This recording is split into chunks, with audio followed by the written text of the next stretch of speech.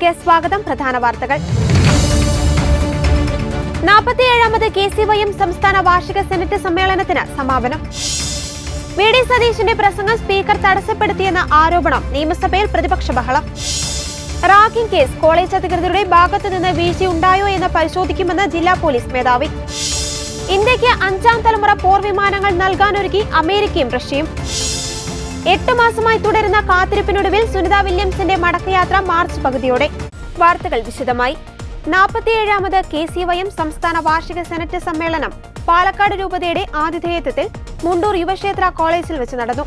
KCYM സംസ്ഥാന president MJ Emmanuel അധ്യക്ഷത വഹിച്ച യോഗത്തിൽ Yuvakshetra college director father Mathew Vazhayil വിശിഷ്ടാതിഥിയായിരുന്നു.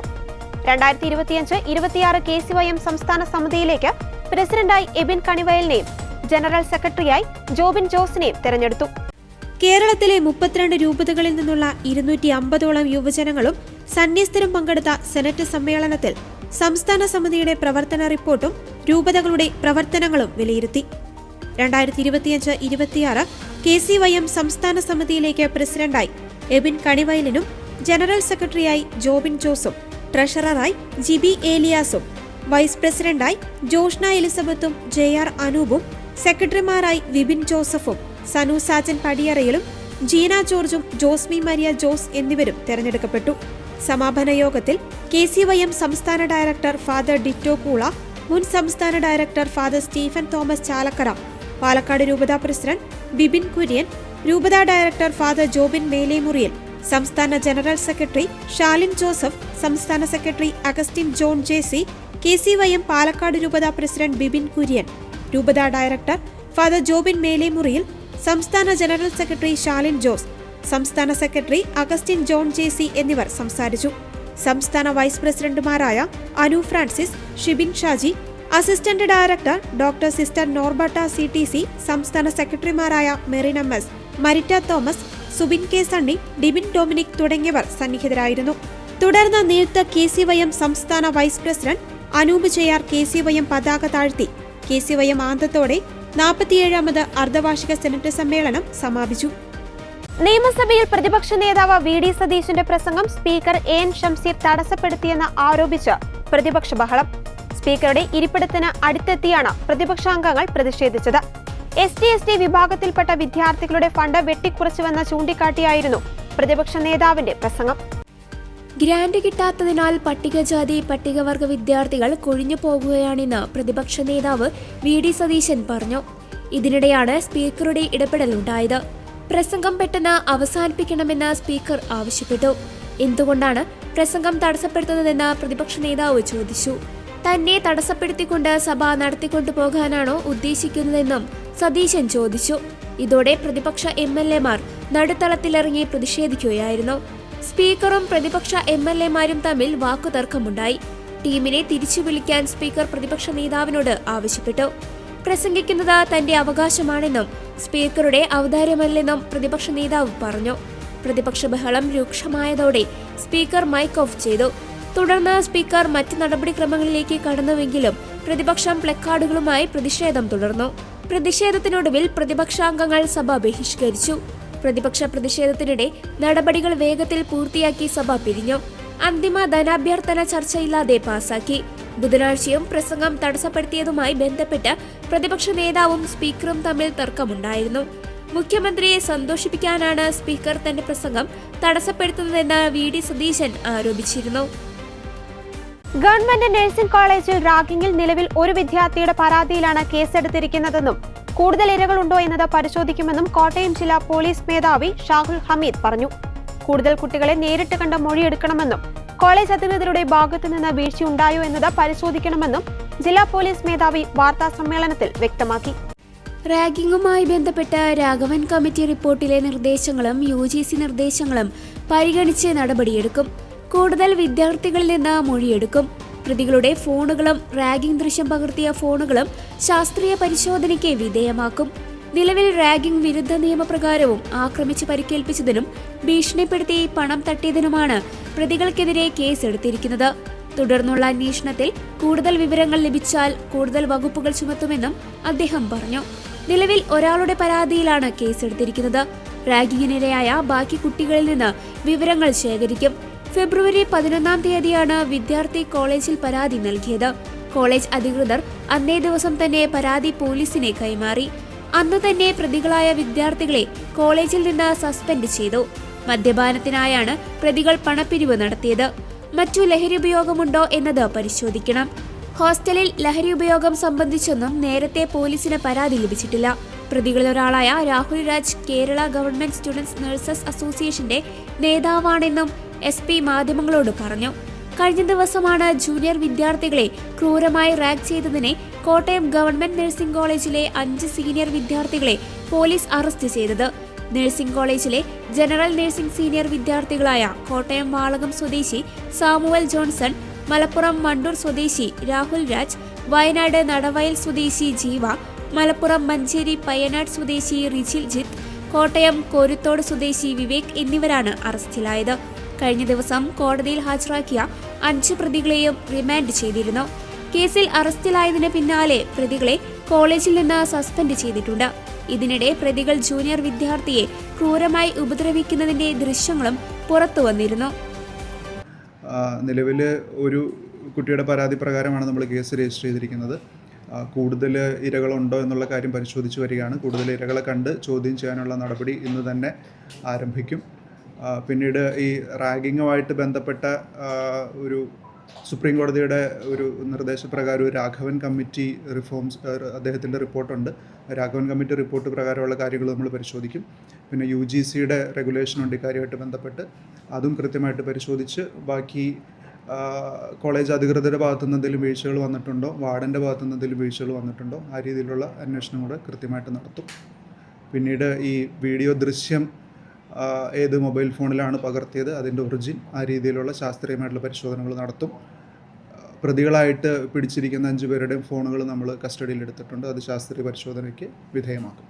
നമ്മൾ Kerala anti ragging act, prohibition of ragging act പ്രകാരമുള്ള സെക്ഷൻ 3 and 4 പ്രകാരമുള്ള കുറ്റങ്ങളും അതുപോലെ സിമ്പിൾ ഹർട്ടിനുള്ള കുറ്റങ്ങളും എക്സ്റ്റോർഷന് വേണ്ടിയിട്ട് ഇവരുടെ കുട്ടികളുടെ അടുത്ത് നിന്ന് സീനിയേഴ്സ് പണം നിർബന്ധപൂർവം പിടിച്ചു വാങ്ങി എന്നുള്ള വകുപ്പും ചേർത്തിട്ടാണ് നിലവിൽ വകുപ്പുകൾ കൂട്ടിച്ചേർത്തിരിക്കുന്നത്. ഇനി കൂടുതൽ അന്വേഷണത്തിൽ എന്തെങ്കിലും കണ്ടെത്തുകയാണെങ്കിൽ 2 ദിവസത്തെ അമേരിക്കൻ സന്ദർശനത്തിനായി പ്രധാനമന്ത്രി നരേന്ദ്രമോദി വാഷിംഗ്ടണിലെത്തി.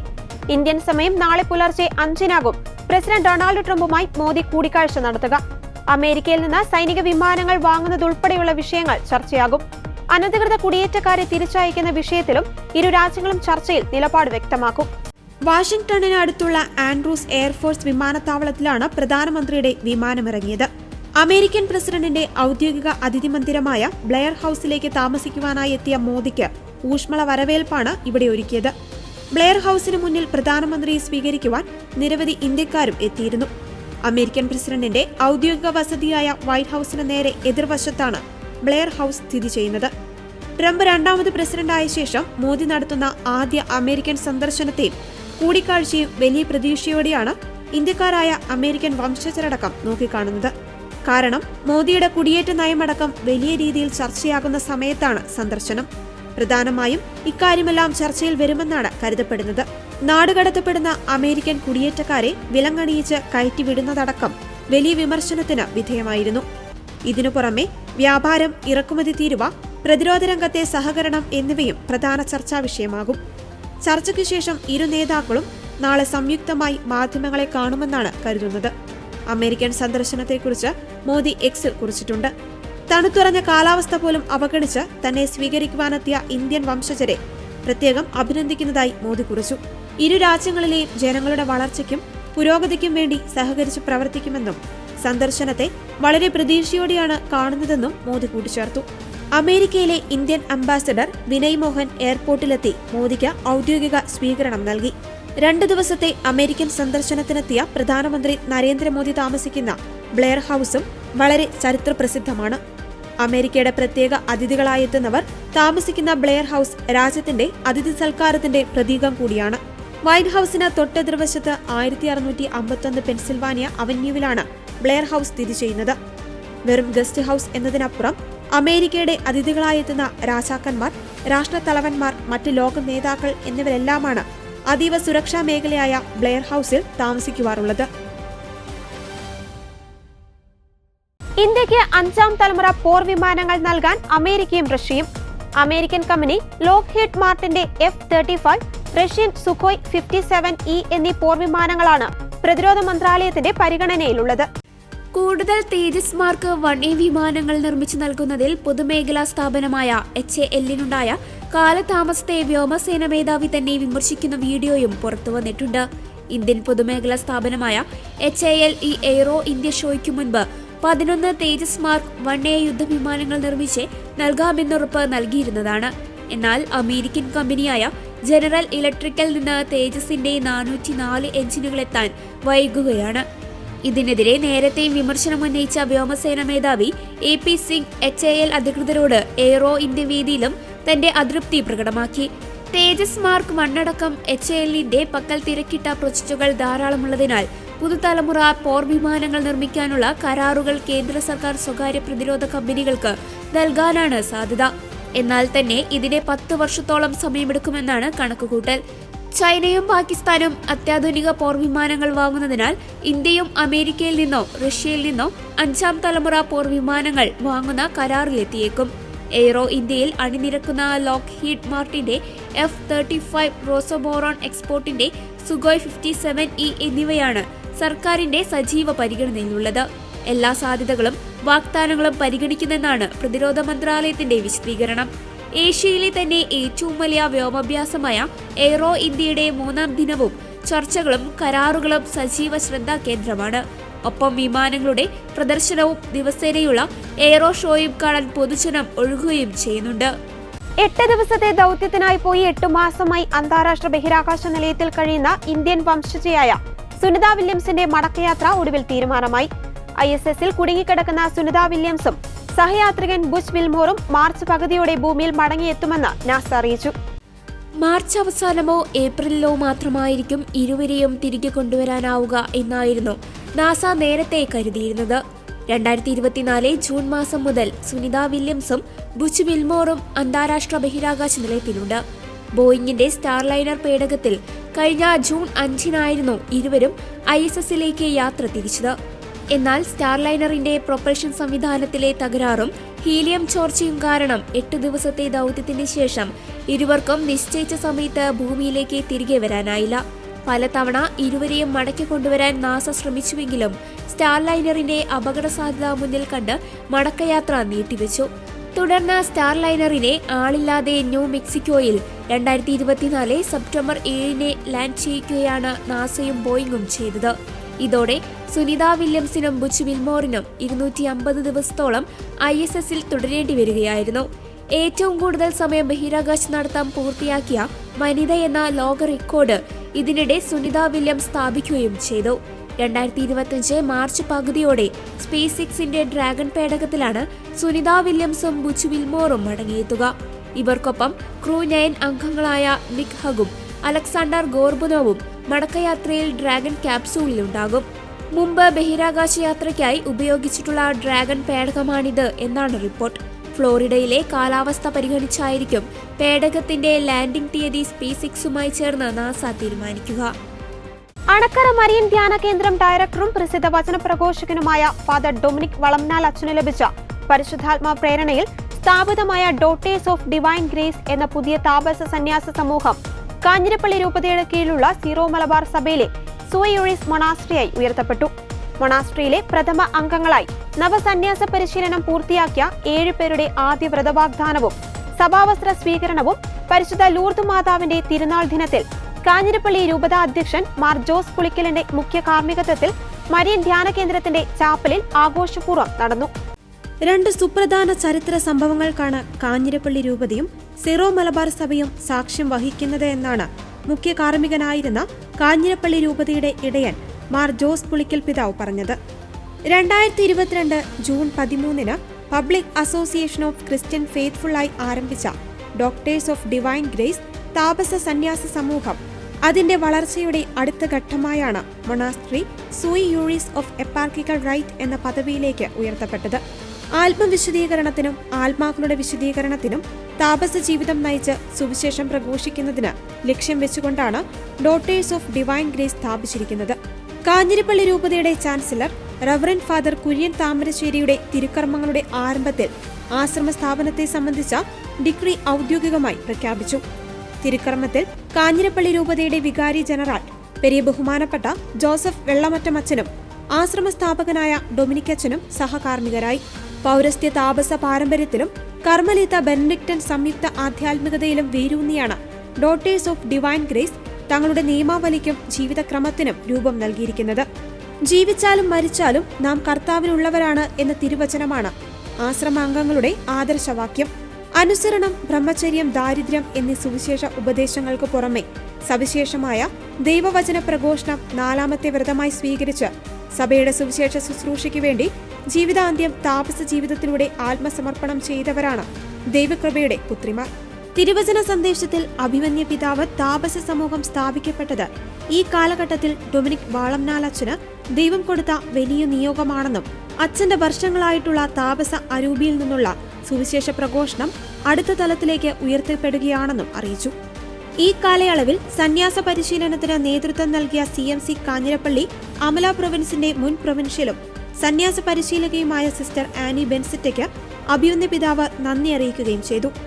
ഇന്ത്യയിലും വിദേശത്തുമായി ബിരുദാനന്തര ബിരുദം പൂർത്തിയാക്കിയ 7 പേരാണ് നവസന്യാസ പരിശീലനത്തിന് ശേഷം പ്രഥമ വ്രതവാഗ്ദാനം നടത്തി ആശ്രമത്തിന്റെ ആദ്യ അംഗങ്ങളായി തീർന്നത്. അനേകം വൈദികരും സമർപ്പിതരും ദൈവജനവും വിശുദ്ധവും ലളിതവുമായ കർമ്മങ്ങൾക്ക് പ്രാർത്ഥനാപൂർവം സാക്ഷ്യം വഹിച്ചു.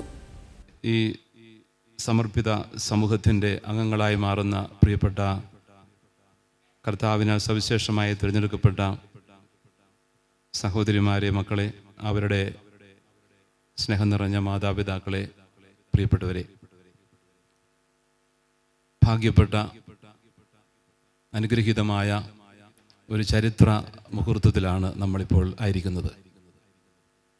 ഡോട്ടേഴ്സ് ഓഫ് ഡിവൈൻ ഗ്രേസ് എന്ന ഒരു താപസ സന്യാസിനി സമൂഹം ഇന്ന് ഇവിടെ ജന്മമെടുക്കുന്നു. ഔദ്യോഗികമായിട്ട് അതിനെ മോണസ്തീരിയം സൂയി ജൂറിസ് എപ്പാർക്യാലിസ് എന്ന പേരിൽ ഔദ്യോഗികമായിട്ട് അംഗീകരിച്ചു കഴിഞ്ഞിരിക്കുന്നു. ആ ഒരു ധന്യമായ അവസരത്തിൽ ഇതിനെല്ലാം സാക്ഷ്യം വഹിക്കാനും ഈ പ്രിയ മക്കളോടൊപ്പം ആയിരുന്നുകൊണ്ട് ദൈവത്തെ സ്തുതിക്കാനും പ്രാർത്ഥിക്കാനും നന്ദി പറയാനുമെല്ലാം നമ്മളിവിടെ ഒരുമിച്ച് ആയിരുന്നുകൊണ്ട് പരിശുദ്ധ കുർബാന അർപ്പിക്കുകയാണ്. താപസ സന്യാസ ജീവിതം സഭയുടെ ഹൃദയവും കരുത്തുമാണ്. എക്കാലത്തും പൗരസ്ത്യ ആധ്യാത്മികതയിലും ദൈവശാസ്ത്ര ദർശനത്തിലും സഭാദർശനത്തിലും ഒക്കെ താപസ സന്യാസ ജീവിതത്തിന് വലിയ പ്രാധാന്യമുണ്ട്.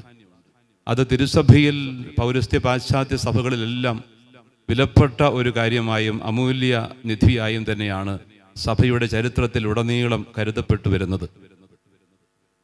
സന്യാസ ജീവിതത്തിന്, പ്രത്യേകിച്ചും താപസ സന്യാസ ജീവിതത്തിൻ്റെ നൂറ്റാണ്ടുകളുടെ ചരിത്ര പാരമ്പര്യമാണുള്ളതെന്ന് നമുക്കറിയാം. 3-4 നൂറ്റാണ്ടുകളിൽ ആരംഭിച്ച താപസ ജീവിതം മരുഭൂമിയിലെ അന്തോനിയോസിൻ്റെയും പക്കോമിയോസിൻ്റെയും വിശുദ്ധ ബേസുലിൻ്റെയും ഈ വലിയ സന്യാസ താപസ പിതാക്കന്മാരുടെയൊക്കെ ഒരു കാലഘട്ടത്തിൽ ഒരു 4-ാം നൂറ്റാണ്ടിലൊക്കെ ആരംഭം കുറിച്ചതാണ് താപസ സന്യാസ ജീവിതം. ഏകാന്തതയിലേക്ക് നടന്ന് അകന്നുകൊണ്ട് ദൈവത്തിലേക്ക് നടന്ന് അടുത്തുകൊണ്ട് സഭയുടെ ഹൃദയത്തിൽ ഇടം നേടിക്കൊണ്ട് ലോകത്തെ മുഴുവനും ചേർത്ത് പിടിക്കാനായിട്ട് സാധിച്ച താപസ ശ്രേഷ്ഠരുടെ പവിത്രമായ ഓർമ്മകളുടെ തുടർച്ചയാണ് ഇന്ന് ഇവിടെ സമർപ്പിതരാകുന്ന പ്രിയപ്പെട്ട ഈ സഹോദരിമാരെന്ന് അഭിമാനത്തോടുകൂടി പറയാൻ ഞാൻ ആഗ്രഹിക്കുകയാണ്. ലോകത്തിൽ നിന്നും നടന്നകന്നുകൊണ്ട് ദൈവത്തിലേക്ക് നടന്നടുത്തുകൊണ്ട് ലോകത്തെ മുഴുവനും ദൈവസന്നിധി സമർപ്പിച്ചുകൊണ്ട് കർത്താവിൻ്റെ ശരീരമായ തിരുസഭയുടെ ഹൃദയത്തിൽ ജീവിച്ചവരാണ് താപസ സന്യാസിമാർ. അതൊരു വലിയ സത്യമാണ്. ആ സന്യാസ പൈതൃകത്തിൻ്റെ തുടർച്ചയായിട്ടാണ് പിന്നീട് കാലം കടന്നു വന്നപ്പോൾ ഓരോ ആവശ്യങ്ങൾക്കൊക്കെ വേണ്ടിയിട്ട് പരിശുദ്ധാത്മാവിനാൽ നയിക്കപ്പെട്ടുകൊണ്ട് വിവിധ സന്യാസ സമൂഹങ്ങൾ രൂപപ്പെട്ടു വന്നത്. ഓരോ കാലഘട്ടത്തിലും വ്യത്യസ്തമായ സിദ്ധികളോടുകൂടി സന്യാസ സമൂഹങ്ങൾ രൂപപ്പെട്ടു വരാനായിട്ട് ദൈവം അനുവദിക്കുന്നുണ്ട്. ഇപ്പോൾ ഈ കാലഘട്ടത്തിൽ ഈ 21-ാം നൂറ്റാണ്ടിൽ 2025 ഫെബ്രുവരി 11 അതുപോലെ ഒരു സമൂഹം രൂപപ്പെടുവാനായിട്ട് കാഞ്ഞിരപ്പള്ളി രൂപതയിൽ അങ്ങനെ ഒന്നിന് ജന്മമെടുക്കുവാനായിട്ട് പരിശുദ്ധാത്മാവിൽ തീരുമാനമായി. ദൈവത്തിൻ്റെ ഹിതം അങ്ങനെ യാഥാർത്ഥ്യമാവുകയാണ്. അതിനുവേണ്ടി സവിശേഷമായി നിയുക്തനായിരിക്കുന്ന ആ ഒരു സിദ്ധി കൈമാറുന്നതിന്, അതിന് അത്തരത്തിലുള്ള ഒരു ദർശനം സ്വന്തമാക്കുവാൻ ദൈവം നമ്മുടെ ബഹുമാനപ്പെട്ട ഡൊമിനിക് അച്ഛനെ നിയോഗിച്ചു എന്നുള്ളതിന് ദൈവത്തിന് നന്ദി പറയാം. ആ ഒരു വലിയ സമർപ്പണത്തിൻ്റെ വഴിയിലേക്ക് ആത്മാവിനാൽ പ്രേരിതരായിട്ട് കടന്നു വന്ന പ്രിയപ്പെട്ട 7 സഹോദരിമാർ, നമ്മുടെ പ്രിയപ്പെട്ട മക്കൾ ഇന്ന് ദൈവസന്നിധിയിൽ സമ്പൂർണ്ണമായി സമർപ്പിച്ചുകൊണ്ട് ആദ്യവ്രതം എടുക്കുകയാണ്. US പ്രസിഡന്റ് ഡൊണാൾഡ് ട്രംപിന്റെ മധ്യസ്ഥതയിൽ റഷ്യയും യുക്രൈനും ചർച്ചയ്ക്ക് തയ്യാറായാൽ ഇരു രാജ്യങ്ങളും പിടിച്ചെടുത്ത പ്രദേശങ്ങളുടെ പരസ്പര കൈമാറ്റം എന്ന നിർദ്ദേശം യുക്രൈൻ മുന്നോട്ട് വെക്കുമെന്ന് റിപ്പോർട്ട്. യുക്രൈനിലെ റഷ്യയുടെ കൈവശമുള്ള ഭൂപ്രദേശങ്ങൾക്ക് പകരം കുർസ്കിലെ യുക്രൈൻ അധിനിവേശ പ്രദേശം റഷ്യയ്ക്ക് നൽകുമെന്ന് യുക്രൈൻ പ്രസിഡന്റ് വോളോഡിമർ സെലൻസ്കി പറഞ്ഞു. ഗാർഡിയന് നൽകിയ അഭിമുഖത്തിലാണ് സെലൻസ്കി ഇക്കാര്യം വ്യക്തമാക്കിയത്. കുർസ്ക് മേഖല റഷ്യയ്ക്ക് നൽകുമെന്ന് അദ്ദേഹം പറഞ്ഞു. പകരം റഷ്യയുടെ അധീനതയിലുള്ള ഏതെല്ലാം പ്രദേശങ്ങളാണ് തിരികെ ചോദിക്കുക എന്ന ചോദ്യത്തിന് തങ്ങളുടെ എല്ലാ ഭൂപ്രദേശങ്ങളും പ്രധാനപ്പെട്ടതാണെന്നും അതിൽ മുൻഗണനകളില്ലെന്നുമായിരുന്നു സെലൻസ്കിയുടെ മറുപടി. 2014 റഷ്യ യുക്രൈനിൽ നിന്ന് ക്രിമിയ പിടിച്ചെടുത്തത്. പിന്നീട് 2022 ഡോണക്സ്, ഗെർസൺ, ലുഹൻസ്ക്, സപ്പോറിഷ്യ എന്നിവിടങ്ങളും പിടിച്ചെടുത്തു. എങ്കിലും ഈ പ്രദേശങ്ങൾക്കുമേൽ റഷ്യയ്ക്ക് പൂർണ്ണ നിയന്ത്രണമില്ല. 3 വർഷക്കാലമായി തുടരുന്ന യുക്രൈനിലെ യുദ്ധം താൻ അവസാനിപ്പിക്കുമെന്ന് ഡൊണാൾഡ് ട്രംപ് അടുത്തിടെ പ്രഖ്യാപിച്ചിരുന്നു. പുടിനുമായുള്ള സംഭാഷണത്തിൽ പുരോഗതിയുണ്ടെന്നും അദ്ദേഹം അവകാശപ്പെട്ടു. എങ്കിലും യുദ്ധം അവസാനിപ്പിക്കുവാൻ ഇരു രാജ്യങ്ങളും വിട്ടുവീഴ്ചകൾ ചെയ്യേണ്ടി വരുമെന്ന് തന്നെയാണ് യുഎസിന്റെ നിരീക്ഷണം. അതേസമയം യുദ്ധം അവസാനിപ്പിക്കാൻ യുഎസിന്റെ മധ്യസ്ഥതയിൽ റഷ്യയും യുക്രൈനും തമ്മിൽ കരാറുണ്ടെങ്കിൽ കർശനമായ സുരക്ഷാ ഗ്യാരണ്ടിയും വേണമെന്ന നിലപാടാണ് സെലൻസ്കിക്ക്. നാറ്റോ അംഗത്വം, സമാധാന സേനയുടെ വിന്യാസം ഉൾപ്പെടെയുള്ള സൈനിക ഉടമ്പടികൾ അടങ്ങുന്ന വ്യവസ്ഥകൾ കരാറിലുണ്ടാകണമെന്നാണ് യുക്രൈന്റെ നിലപാട്. അല്ലാത്തപക്ഷം റഷ്യ സൈന്യത്തെ പുനഃസംഘടിപ്പിക്കുമെന്നും വീണ്ടും ആക്രമണം നടത്തിയേക്കുമെന്നുമാണ് യുക്രൈന്റെ ആശങ്ക. അതിനിടെ കഴിഞ്ഞ ദിവസമാണ് യുക്രൈൻ യുദ്ധം അവസാനിപ്പിക്കുവാനുള്ള ചർച്ചകൾ ഉടൻ ആരംഭിക്കുമെന്ന് US പ്രസിഡന്റ് ഡൊണാൾഡ് ട്രംപ് അറിയിച്ചത്. ഇതിനെപ്പറ്റി റഷ്യൻ പ്രസിഡന്റ് വ്ളാഡിമിർ പുടിനും യുക്രൈൻ പ്രസിഡന്റ് വളാഡിമിർ സെലൻസ്കിയുമായും സംസാരിച്ചെന്നും ട്രംപ് പറഞ്ഞിരുന്നു. യുക്രൈനുമായുള്ള യുദ്ധം അവസാനിപ്പിച്ചില്ലെങ്കിൽ റഷ്യയ്ക്ക് ഉപരോധം ഏർപ്പെടുത്തുമെന്ന് ട്രംപ് കഴിഞ്ഞ ദിവസം മുന്നറിയിപ്പ് നൽകിയിരുന്നു. കിഫ്ബി റോഡുകളിൽ നിന്ന് ടോൾ പിരിക്കുമെന്ന് സ്ഥിരീകരിച്ച മുഖ്യമന്ത്രി പിണറായി വിജയൻ. കേന്ദ്ര സർക്കാരിന്റെ നിലപാടുകളാണ് യൂസർ ഫീസ് പോലുള്ള ബദൽ മാർഗങ്ങൾ സ്വീകരിക്കുവാൻ കാരണം. യൂസർ ഫീസ് ഉപയോഗിച്ച് കിഫ്ബിക്ക് വായ്പകൾ തിരിച്ചടയ്ക്കുവാൻ കഴിയും. കേന്ദ്ര സർക്കാരിൽ നിന്നുള്ള ഗ്രാന്റ് കാലക്രമേണ ഒഴിവാക്കുവാൻ സാധിക്കുമെന്നും മുഖ്യമന്ത്രി പറഞ്ഞു. കിഫ്ബി പദ്ധതികളിൽ നിന്ന് വരുമാനമുണ്ടാക്കാനായാൽ കേന്ദ്രവാദങ്ങളെ മറികടക്കാം. കിഫ്ബി പദ്ധതികൾ വരുമാനദായകമല്ലെന്നും സമാന സ്വഭാവമുള്ള NHA പോലുള്ള സ്ഥാപനങ്ങൾ വരുമാനം നേടുന്നവയാണെന്നും അതുവഴി തിരിച്ചടവ് സാധ്യമാകുന്നുവെന്നുമാണ് കേന്ദ്രം സുപ്രീം കോടതിയിൽ വ്യക്തമാക്കിയത്. ഇത് വസ്തുതാവിരുദ്ധമാണ്. ടോൾ വഴി വരുമാനം കണ്ടെത്തുന്ന NHAയും ആകെ തിരിച്ചടവിന്റെ വളരെ ചെറിയ ശതമാനം മാത്രമാണ് ടോൾ വഴി നേടുന്നത്. ബാക്കി ഓപ്പൺ മാർക്കറ്റ് കടമെടുപ്പും കേന്ദ്ര സർക്കാർ ഗ്രാന്റുമാണ്. കേന്ദ്ര സർക്കാരിന്റെ വിവേചനപരമായ സമീപനമാണ് കിഫ്ബി പദ്ധതികളെ എങ്ങനെ വരുമാനപ്രദമാക്കാം എന്നതിനെക്കുറിച്ച് സംസ്ഥാന സർക്കാർ ആലോചിക്കാൻ കാരണം. 2016 കിഫ്ബി ഭേദഗതി പ്രകാരം പെട്രോളിയം ഇന്ധനങ്ങൾക്ക് മേലുള്ള 1% സെസ്സും 10% വീതം വാർഷിക വർധനവ് വരുത്തി 5ാം വർഷം മുതൽ ഏർപ്പെടുത്തുന്ന 50% മോട്ടോർ വാഹന നികുതിയുമാണ് കിഫ്ബിയുടെ വരുമാന സ്രോതസ്. ഈ സ്രോതസ്സിനെ സെക്യൂരിറ്റൈസ് ചെയ്ത് സിബിയും RBIയും അംഗീകരിച്ചിട്ടുള്ള നൂതന ധനസമാഹരണ സംവിധാനങ്ങൾ ഉപയോഗപ്പെടുത്തി വായ്പയെടുത്ത് കേരളത്തിന്റെ അടിസ്ഥാന സൗകര്യ മേഖലയിൽ കൂടുതൽ നിക്ഷേപം കൊണ്ടുവരികയാണ് കിഫ്ബിയുടെ ലക്ഷ്യം. ഇത്തരത്തിലുള്ള ധനസമാഹരണം 2022 വരെ സംസ്ഥാനത്തിന്റെ വായ്പാ പരിധിയിൽ ഉൾപ്പെടുന്നതായിരുന്നില്ല. ഈ സാഹചര്യത്തിലാണ് മുൻ ധനമന്ത്രി കിഫ്ബി റോഡുകളിൽ നിന്നും പാലങ്ങളിൽ നിന്നും ടോൾ പിരിക്കേണ്ടി വരില്ല എന്ന് അഭിപ്രായപ്പെട്ടത്. അടിസ്ഥാന സൗകര്യ വികസനത്തിന് വേണ്ടിയാണ് കിഫ്ബി കടമെടുക്കുന്നത്. വാഹന നികുതിയുടെ 50%വും ഇന്ധന സൈസും കിഫ്ബിക്ക് ഗ്രാന്റായി സർക്കാർ നൽകുന്നുണ്ട്. ഇതിനു പുറമെ കിഫ്ബി എടുക്കുന്ന വായ്പകൾ കിഫ്ബിയുടെ മാത്രം ബാധ്യതയാണ്. കിഫ്ബി സുതാര്യമായി നല്ല നിലയിൽ പ്രവർത്തിക്കുന്ന ധനകാര്യ സ്ഥാപനമാണ്. അതുകൊണ്ടാണ് മികച്ച ക്രെഡിറ്റ് റേറ്റിംഗ് ഉള്ളത്. കിഫ്ബിയിൽ CAG ഓഡിറ്റ് അടക്കം എല്ലാം സുതാര്യമായി നടക്കുന്നുണ്ട്. കിഫ്ബി ആരുടെയും തറവാട്ട് സ്വത്തല്ല എന്ന പ്രതിപക്ഷ നേതാവിന്റെ വിമർശനം യാഥാസ്ഥിതിക കാഴ്ചപ്പാടാണ്. കിഫ്ബിയുടെ നേട്ടങ്ങൾ പ്രതിപക്ഷത്തെ ചൊടിപ്പിക്കുന്നതിൽ അതിശയമില്ലെന്നും മുഖ്യമന്ത്രി പറഞ്ഞു. പ്രധാനമന്ത്രി നരേന്ദ്രമോദിയുടെ ഫ്രാൻസ് സന്ദർശനത്തിനിടെ പാരീസ് ഉടമ്പടിയിൽ ഉറച്ചു നിൽക്കുവാൻ ഇന്ത്യയും ഫ്രാൻസും തീരുമാനിച്ചു. പാരീസ് ഉടമ്പടിക്കെതിരായ അമേരിക്കൻ പ്രസിഡന്റ് ഡൊണാൾഡ് ട്രംപിന്റെ നിലപാട് തള്ളിക്കൊണ്ടാണ് മോദിയും ഫ്രഞ്ച് പ്രസിഡന്റ് ഇമ്മാനുവൽ മക്രോണും ഇക്കാര്യം വ്യക്തമാക്കിയത്. സൈനികേതര ആണവോർജ്ജ മേഖലയിൽ ഫ്രാൻസുമായുള്ള ബന്ധം ശക്തമാക്കാൻ ഇന്ത്യ തീരുമാനിച്ചു. പ്രധാനമന്ത്രി നരേന്ദ്രമോദിയും ഇമ്മാനുവൽ മക്രോണും തമ്മിൽ നടത്തിയ ചർച്ചയിൽ ചെറിയ റിയാക്ടറുകൾ സ്ഥാപിക്കുന്നതിലടക്കം സഹകരിക്കുവാൻ ധാരണയായി.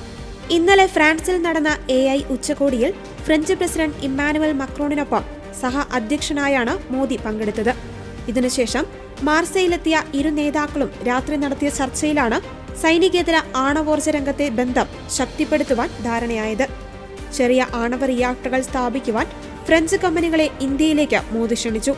ഇന്നുച്ചയ്ക്ക് മാർസയിൽ ഇന്ത്യൻ കോൺസുലേറ്റ് മോദിയും മക്രോണും ചേർന്ന് ഉദ്ഘാടനം ചെയ്തു. ഇന്ത്യയിൽ പുതിയ നാഷണൽ മ്യൂസിയം നിർമ്മിക്കുവാൻ സഹകരിക്കുമെന്ന് ഫ്രാൻസ് വ്യക്തമാക്കി. അതേസമയം AI ഉച്ചകോടിക്കിടെ ഇമ്മാനുവൽ മക്രോൺ നരേന്ദ്രമോദിക്ക് കൈകൊടുക്കാതെ അവഗണിച്ചു എന്ന തരത്തിൽ പ്രചരിക്കുന്ന വീഡിയോ സർക്കാർ വൃത്തങ്ങൾ തള്ളിക്കളഞ്ഞു.